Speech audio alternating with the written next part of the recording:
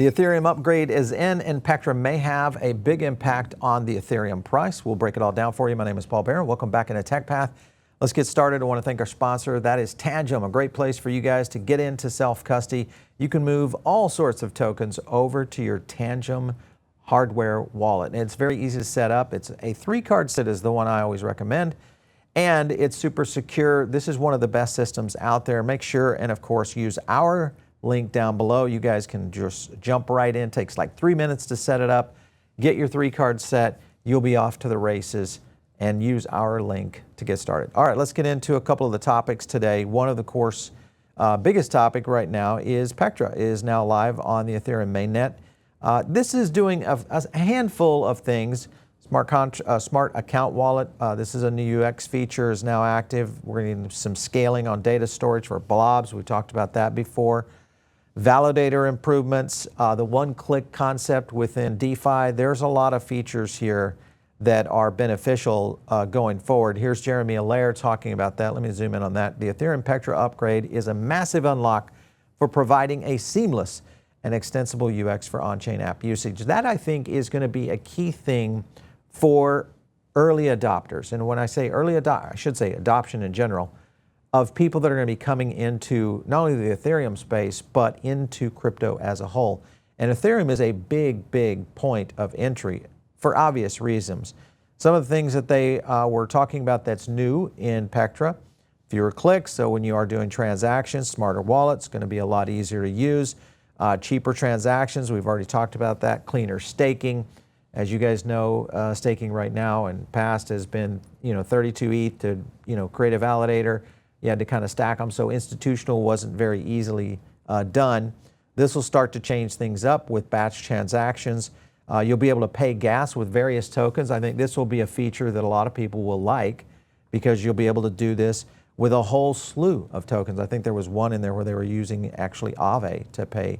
Yeah, right here, using Aave right there on Ethereum to pay gas fees. So this is all functional and usable today. And I think a lot of people still have not seen the full effect of the impact on the market. Obviously, ETH price is still holding right now around 1,800, even though we are getting some good market signals coming out of what's happening with the tariffs. So Pectra may have a little bit of a period of time here where things start to brew, and then we get a pump in the asset itself. Just to look at the validators right now, over 1 million validators. The new compounding validators are starting to line up. So what's going to happen here is the active validators that are sitting in there now, because it takes so many, because of the old rules on validating 32 ETH, is now going to start to compound for institutional clients. So that is going to start siphoning off of the major validators. We'll start seeing compounding validators grow, meaning people can, drop up to as many as, I think, over 2,000 ETH. So it is a big difference in how institutional capital will start to deploy on Ethereum. Other things to hit on right here's Coinbase Assets. They're talking about we'll be upgrading our validators with Pectra functionality in the coming months. That's going to be good for Coinbase because it's going to only build more institutional clients for them, which will build on the overall exposure of ETH, even into traditional finance managers and a lot of people that are out there looking at Ethereum as a potential investment. So a lot of big moves here, guys.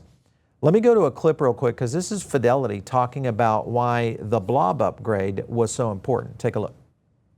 This could be considered the most important change of the upgrade because the current demand for blobs is consistently meeting or exceeding the supply and has been causing pressure on pricing for the past several months. With many Layer 2s planning on increasing their throughput, along with Layer 2s planning on launching in 2025, the added supply of blob space is much needed. However, the question now becomes whether or not this will be enough to keep the Layer 2 ecosystem growing until the next major upgrade. All right, so as you can see there has been a bit of a limit. And in this chart, it showed kind of what the analyst was talking about right there, is that they hit that max, and that max was occurring right around November of 24, last time we saw a Bitcoin all-time high and Ethereum running. So the real question is now, can it hold off the growth and innovation before the next upgrade? Because this is I won't say it's a temporary fix, but at least for this side of things when it comes to layer 2s, it is. One point to note here is, as you can see, right there is the new limit, right there on that 6 line right there. And so you can see it's a big increase in terms of the capacity. I think that is, again, one of the big features I think that will continue to grow the layer 2 ecosystem. Here's Jesse Pollock coming in from base. He's talking about 4 months later, 2 times capacity. You love to see it. And of course, a little bit of action within the L2s. And if you look on the Explorer right here, you can already see that they're actually going above the max blob limit right now. So we're starting to see some growth even early right now. So that just shows you there was a lot of pent-up demand for what ETH was able to do. And I think Vitalik understands that. One thing to look at is throughput. So this is where a lot of these L2s are going to be coming online. Most of these are early in 2025. If you guys remember Inc., Unichain, Sonium, WorldChain.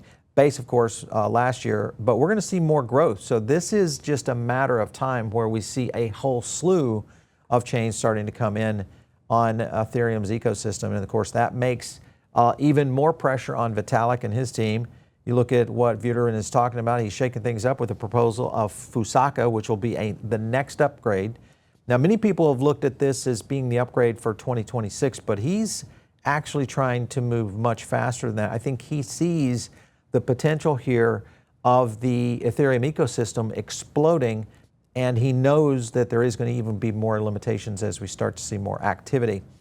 Looks like we'll have a Fusaka upgrade before GTA 6. If we see something like that, where most likely, I still think our theory is that GTA 6 was delayed into early next year because of what's happening in crypto right now, and they want the ability to use blockchain. And if we get into ETH being in GTA 6, a MetaMask wallet, those kind of things happening, that could be unbelievable for not only just transactions, but the growth of Ethereum as an ecosystem. Because remember, you still have a lot of young investors that will start to understand that and how it's being used, and then figure out, oh, Ethereum, that's what I can invest in because it's playing into games much more. This kind of shows you quickly just what MetaMask was tweeting about. Only one wallet is safe in Vice City. So we understand what that means, guys. This means we are going to see crypto. This is something we've talked about before. We had Yatsu talking about this. We are going to see crypto in GTA 6, which means you're going to see crypto and blockchain utilized across the entire ecosystem of gaming.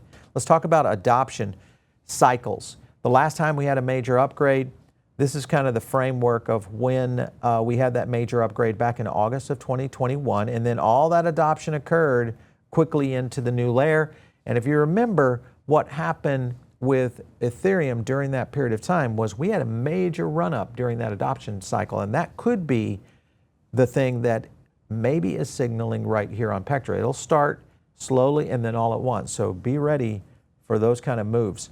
Other things, this of course is Hayden, come over from Uniswap, and he's saying happy Pectra Day. More blobs, more scalable L2s, all of that, good. And then Uniswap wallet's going to be rolling out their own.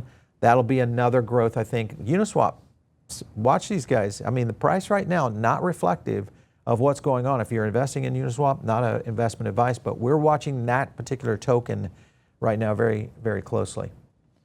Other things that are happening, there's Trust Wallet talking about it. The point is a lot of people are getting in on this. They understand what this means.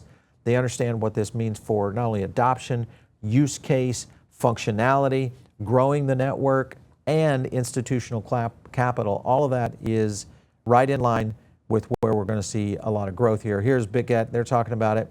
The upgrade is here. Most significant update, account abstraction, staking upgrades, L2 scaling, all those things we're talking about here. A big deal for a lot of these major outlets. There's OKX saying they're going to support it.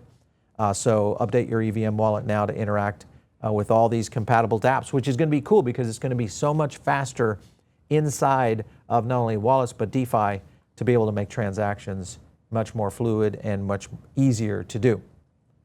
One thing to watch here is Polymarket might be in the throes of a major change, and they even mention it here. Something may or may not happen today. So interesting timing with Pectra upgrade, Also, the functionality to make it easier for use, which has been a problem with Polymarket. There's a lot of hoops you got to jump through if you're not super crypto savvy.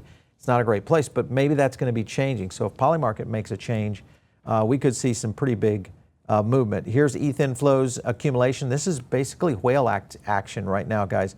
Look at where we are.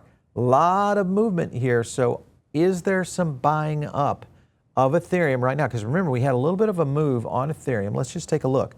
If you look back here on ETH, and we'll go to the ETH chart, that's the Bitcoin chart. Remember, ETH hit right around 1,400. This was back in April. And you look at this nice little growth. We'll go from the wick to where we are right now. That's still a 30% up. So is that been the whale accumulation setting up for an ETH run? Let me know in the comments if you guys think that. What are you doing around your strategy on Ethereum right now? Love to get your feedback. And of course, if you're not in the Diamond Circle, get in right now. It's a great place to get additional content from us.